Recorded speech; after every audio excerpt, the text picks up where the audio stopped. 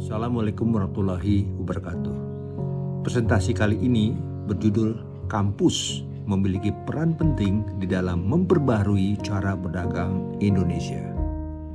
Alasan saya mengambil judul ini adalah karena adanya fasilitas laboratorium yang ada di dalam kampus. Nah, kelengkapan fasilitas laboratorium inilah yang menjadi alasan saya untuk mengatakan kampus itu jelek, biasa-biasa saja, atau excellent, bagus. Berikut ini adalah ketika kampus belum dilibatkan di dalam transaksi perdagangan antar negara. Kita lihat di sini posisi kampus ada di wilayah dependent atau ketergantungan.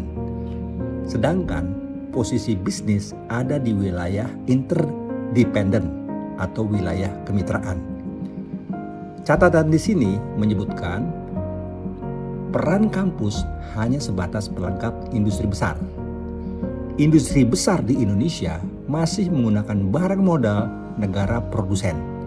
Nah, proses substitusi barang modal atau proses menuju TKDN 100% sulit dilakukan mengingat sistem perdagangan internasional Indonesia hanya bersifat bisnis to business.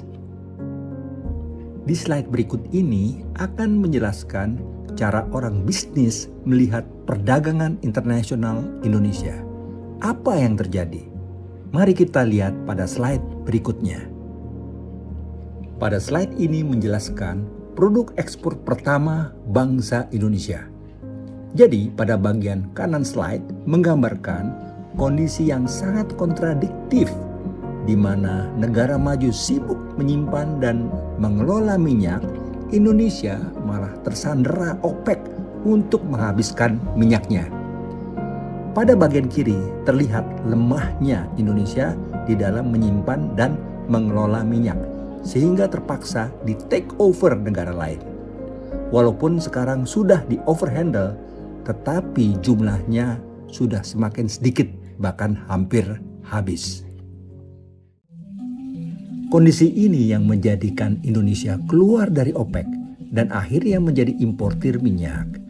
Menjadi importir minyak tentunya sangat merugikan negara dan besar kemungkinan akan menyebabkan ketergantungan tanpa batas.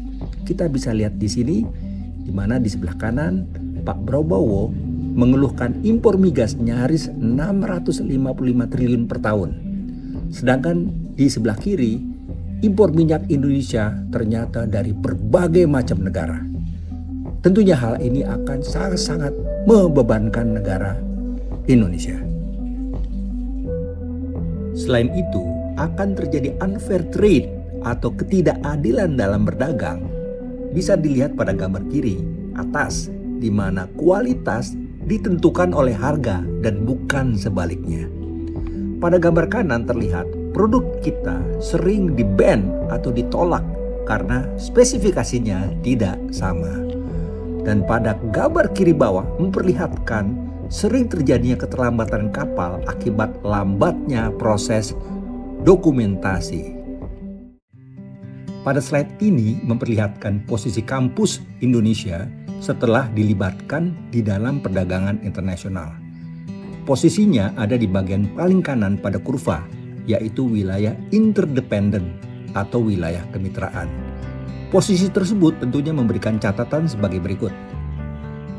1. Peran kampus sebagai pendukung utama berdirinya industri di Indonesia. Kedua, proses substitusi barang modal atau proses TKDN menuju 100% dapat dilakukan dengan sistem kemitraan, baik dari sisi finansial maupun dari sisi teknologi dan keberlanjutannya. Pada slide ini dan berikutnya akan menggambarkan cara anak kampus melihat perdagangan internasional Indonesia. Mari kita lanjutkan. Pertama, anak kampus akan melihat dari sisi sejarah kesuksesan perdagangan internasional Indonesia.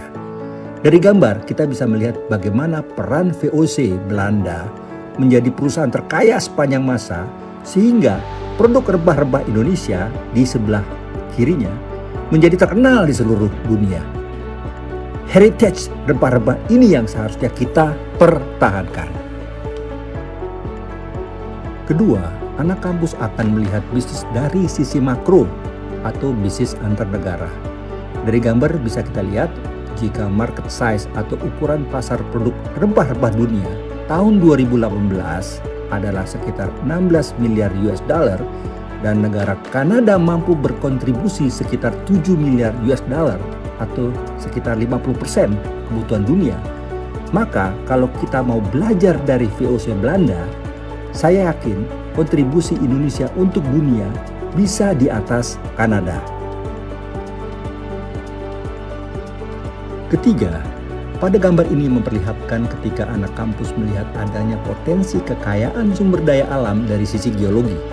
Secara geologi, Indonesia ada di dalam The Ring of Fire atau cincin api.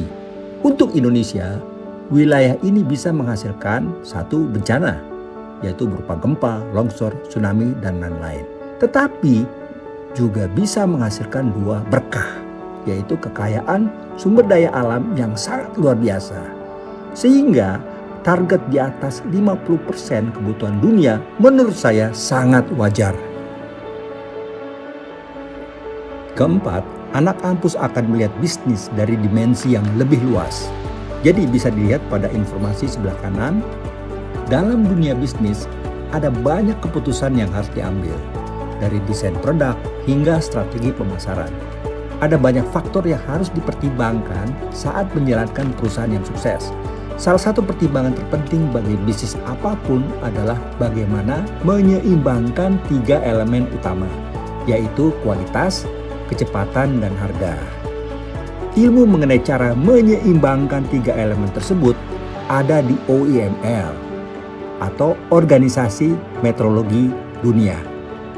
Organisasi ini mengatur keakurasian alat ukur transaksi perdagangan antar negara. Jika kita terbiasa menggunakan laboratorium sebagai alat transaksi, maka kita akan tahu betapa pentingnya peran OEML di dalam perdagangan internasional. Terakhir kesimpulan, ada 2 hal yang perlu dicatat, yaitu pertama, orang bisnis hanya melihat dari sisi keuntungan jangka pendek. Contohnya bisnis minyak yang dijelaskan sebelumnya. Kedua, anak kampus akan melihat dari sisi keuntungan jangka panjang, terutama untuk kampus-kampus yang memiliki fasilitas laboratorium terlengkap dan terupdate.